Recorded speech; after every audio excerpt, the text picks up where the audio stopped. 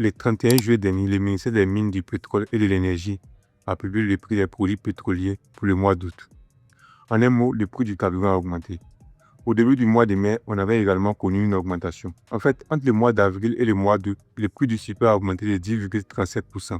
Celui du gasoil a augmenté de 7,31%. C'est vrai qu'il y a des tensions sur le territoire d'Ormuz, mais la Côte d'Ivoire est un pays producteur de pétrole. Et en plus, elle raffine son propre pétrole. Mais pourquoi depuis un certain temps le prix du pétrole ne cesse d'augmenter sur le marché ivoirien? C'est la question que beaucoup d'Ivoiriens se posent. Et dans cette vidéo, je vais vous donner la réponse. C'est vrai qu'on produit du pétrole, mais le prix de notre pétrole dépend toujours, malheureusement, du marché international.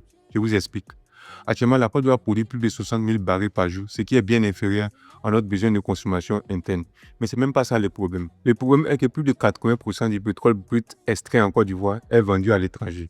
Et plus de 90% de notre consommation en pétrole vient de l'étranger. C'est un sacré paradoxe. La raison est que la société ivoirienne de raffinage, c'est-à-dire la CIR, n'est pas faite pour traiter les types de pétrole extrait en Côte d'Ivoire.